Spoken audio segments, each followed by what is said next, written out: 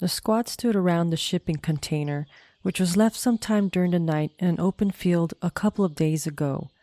Sent to investigate what the shipping container held, the 9 men waited for their squad leader to decide what to do next.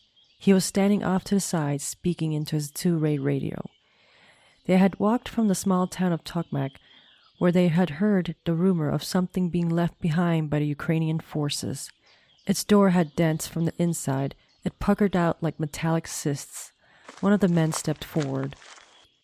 What happened to this?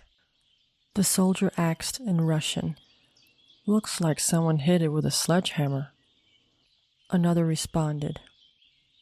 Another soldier came forth to examine it. No, this was made from the inside. He gingerly touched the bumps. Inside? Are you saying there's something in there? The first soldier said. The second soldier pulled on the lock. But it's locked from the outside. How could there be someone in there? I don't know. The third soldier said as he returned back in line. Their squad leader was approaching. We are to stay here tonight and have this open to see what we can use. This is possibly a high-tech communications hub. All of you know what to do. The squad leader said. A low creak emanated from the steel hull. The soldiers glanced at it and adjusted their weapons. The squad leader drew their attention away as he barked instructions to set up camp. Dmitri, the first soldier, continued to scan the container. It stood silent, the late morning sun gleaming off the metal. Goosebumps raced along his arms as unfounded dread drifted into his mind.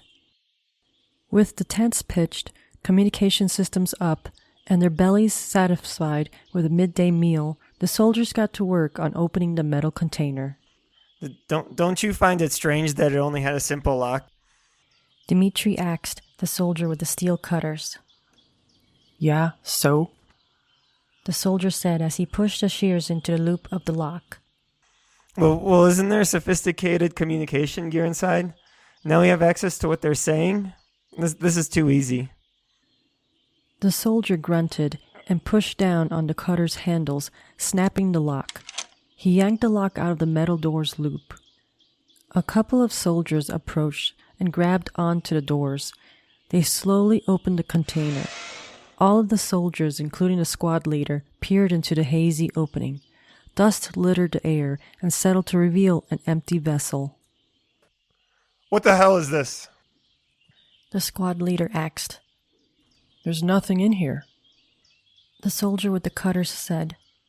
I can see that. The squad leader said, glaring at him. Some of the soldiers stepped forward to scan the metal container. Dmitri stayed back, his apprehension growing in the pit of his stomach. I'll have to report this. The squad leader said and stepped away. One of the soldiers, Sergei, ventured in, a lad that Dmitri sometimes had a connection with since they both had started in the military at the same time not too long ago. The darkness engulfed Sergei as he made his way to the back of the container. A light flickered on. Dmitri guessed that Sergei had his flashlight with him. A few minutes passed and the light flickered off. Sergei's boots echoed towards the soldiers. Is there anything in there? A soldier asked. Nothing of what we were looking for, except for this, Sergei said, and he raised a piece of paper up in the air. Dmitri scanned the paper. There was no writing on it, only an image, something drawn with crayons, perhaps done by a child. It was a dark figure with long limbs and fiery red eyes. Claws made up its hands. Dmitri uncontrollably shuddered. What is this, a joke? The soldier with the cutters asked. What is that? The squad leader had returned and grabbed the paper out of Sergei's hand. He ripped it into small pieces and threw the bits into the wind, cursing. This was a waste of time, a soldier said. I don't see it that way. We get to just relax here, another soldier said. No, we are going to search around. All of you push out to a 300 feet radius and come back if you find anything. Otherwise, return once night falls. The squad leader said. Grumbling, The 9 soldiers took up arms and spread out, scanning the ground and treetops. They walked past large trees densely grouped. Eventually the forest began to thin out. Dmitri caught up to Sergei. Well, why do you think that picture was in there? Dmitri asked. The container was probably used as a shelter for these people, and one of them was a child playing with a crayon. Sergei said he was squinting under the glare of the sun. Isn't it strange? No, what's strange is that you are talking about it. I just have a bad feeling about that container. Dmitri said as he bit into his lower lip. It's empty. What's there to worry about? Sergei said, adjusting his cap. I think we should split up. He said and began walking away from Dmitri. Dmitri veered to the right and found himself on an open field. None of the others were about. He hesitated. The grass almost reached to his neck. Slowly he stepped forth, pushing the blades to the sides. Dmitri sensed that he was reaching the center. There was a burst from the grass as ravens dashed into the sky in front of him. They cawed menacingly. Dmitri immediately reached for his weapon, shaking as he tried to aim. When he realized what had happened, his face grew hot, and he peered at the sides. Silence greeted Dmitri. It was so profound that he heard his rapid heartbeat in his ears. The dread he felt before bubbled into his chest. What happened to the birds and insects, he thought. He wasn't sure if he should continue or go back, yet it was the same distance either way. Dmitri pushed forward, gun in hand. A current of air reached him, and he gagged. Death carried in the wind. As much as he had smelled it in the past few weeks, he could not get used to it. Shakily, he separated the blades and found where it came from. A mutilated torso laid on the bent blades of grass. Dmitri turned back and swallowed down his midday meal. Sweat dotted his forehead. Not wanting to turn back, he tried to think of what exactly he saw. Was it human? I don't remember seeing fur if it wasn't, he thought. He refused to go back and look. I don't know what it is, and I don't know why it's there, he wondered. He headed towards where he started at a fast pace. Night followed the soldiers back to their camp, none of them having found anything.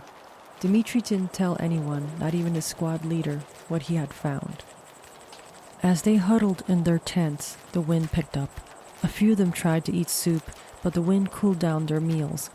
Some of the tents were yanked out of the ground and tumbled away into darkness. Having nowhere else to go, the soldiers entered a metal container. What is going on with the weather? A soldier asked. It's late spring. The wind shouldn't be this strong anymore. Another said. Well, the container's good for something. The soldier who had cut open the doors said. Did anyone see the dead Ukrainian in the field? Sergei asked. Some of the soldiers shook their heads. Dmitri stayed silent. How do you know it was a Ukrainian? A soldier said. From what was left of his body, I searched his clothes. It was their tactical outfit. He might have been one of those who put this metal container here. Sergei said. What could have happened to him? Another soldier asked. We happened.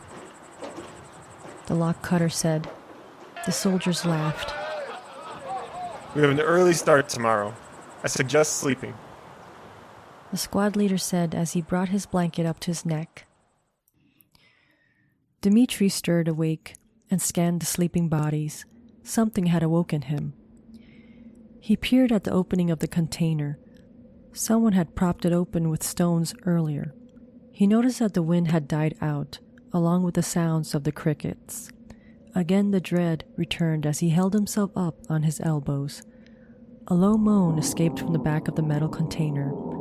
He stared in the direction of the sound. Shadows danced on top of shadows as he tried to focus his sight. Dmitri peeled his gaze away to see if anyone else had awakened. All were still sleeping. A scraping of metal peeled across the roof of the container. At this, the soldiers woke up with a start. What is going on? The squad leader asked. I don't know, sir. There are strange sounds happening. Dmitri said, his voice sounding tiny. Who has a flashlight? The squad leader asked. I do. Sergei said. In the gloom, Dmitri could see him shaking it in his hand. Point it towards the back. I think that's where the sound came from. A soldier suggested. Sergei clicked the light on and flashed it towards the back. Screams pierced the metal frame of the container as everyone caught a glimpse of what was hanging on the corner of the back end.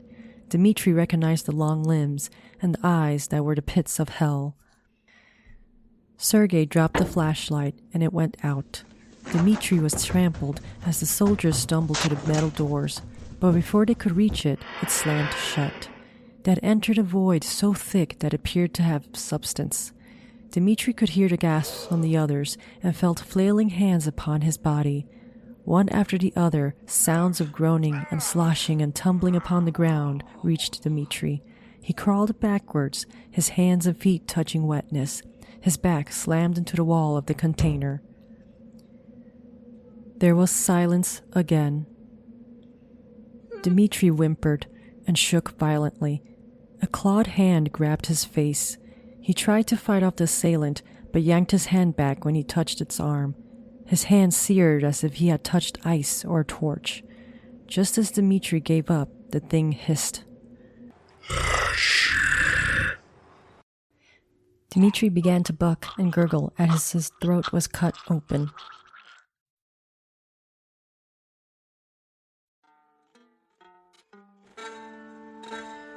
Thank you for listening to the Chillingly Bizarre podcast. This was episode 14, titled Leshii, and it was written by JDW. The episode was narrated by JDW. Dmitri and the squad leader was voiced by George. Sergei and the other soldiers were voiced by JD. Credits go to freesound.org and its following contributors: By Dunn, Cottager, Uses to 12, Injudios, Denudo, Felix Blum, Johnson Braided Editing, Bay Donovan, Raytana, Annie Music, VM Grau, Diane Triple Rune, BB Rosser, Lolo Sound, Alan Cat, Stryjet, Black River Phonogram, Laughed 2K, DDT 197, Kneeling, Shelby Shark, Craig Smith, Yogorth, Magnus Waker, Globophonia, Nox Sound, BMAC Fail, Counterphase, and Free Sound Account 1998. Please leave a review and don't hesitate to support me on Anchor by Spotify.